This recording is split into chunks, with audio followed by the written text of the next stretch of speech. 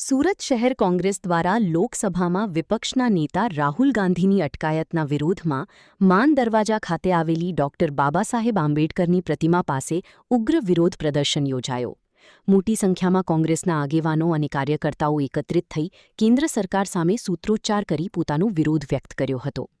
પ્રદર્શન દરમિયાન કોંગ્રેસના નેતાઓએ જણાવ્યું કે દેશના યુવા, શિક્ષિત વિદ્યાર્થીઓના હક અધિકાર, બંધારણીય મૂલ્યો અને લોકશાહીના રક્ષણ માટે આ વિરોધ નોંધાવવામાં આવી રહ્યો છે.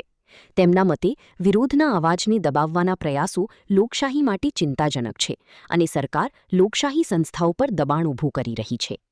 વિરોધ પ્રદર્શનને ધ્યાનમાં રાખીને ઘટનાસ્થળે મોટી સંખ્યામાં પોલીસ બંદોબસ્ત ગોઠવવામાં આવ્યો હતો.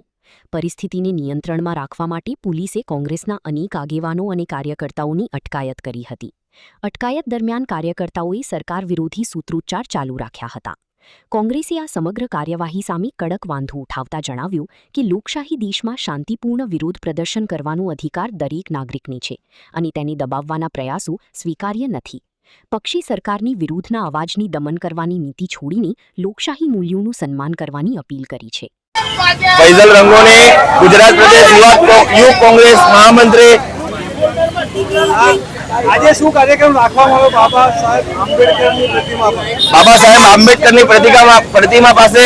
આજે આજનો પ્રોગ્રામ છે જે દિલ્હીમાં જે વિદ્યાર્થીઓ પ્રદર્શન કરી રહ્યા છે એ લોકોના હક માટે જે એમના પર અત્યાચાર કરવામાં આવી રહ્યો છે, ત્યારે આજે સુરત શહેર યુથ કોંગ્રેસ અને કોંગ્રેસ એમના સમર્થનમાં આજે બાબા સાહેબ આંબેડકરની પ્રતિમા પાસે ધરણા પ્રદર્શન કરી રહ્યું છે કે આ સરકાર જે ગુંગી બેરી સરકાર છે, જે નીટની એક્ઝામના લીધે જે પેપરો રદ થયા છે અને જે એક્ઝામોના પેપરો ફૂટી રહ્યા છે, એ સંદર્ભે આજે આંદોલન જે વિદ્યાર્થીઓ કરી રહ્યા છે છેલ્લા ઘણા 10 દિવસથી અને એ લોકો પર અત્યાચાર ગુજારવામાં આવે છે, એના સંદર્ભે સુરત શહેર કોંગ્રેસ અને યુથ કોંગ્રેસ એમના સપોર્ટમાં અને એમના સાથે હંમેશા 24 કલાક અને 7 દિવસ જો જ્યારે જરૂર પડશે તો ગાંધી ચિંતા માર્ગે નહીં, શહીદ ભગતસિંહના માર્ગે પણ શહેર કોંગ્રેસ અને ગુજરાતમાં આખા દેશમાં કોંગ્રેસ એમના સાથે ઉભા રહીને આંદોલન કરશે અને જરૂર પડશે તો શહીદ ભગતસિંહનો માર્ગ પણ અપનાવશે અને શહીદ થવાનું હશે તો સૌથી પહેલા કોંગ્રેસના યુવાનો અને કોંગ્રેસના કાર્યકર્તાઓ શહીદ થશે અને પેલી ગોળી પણ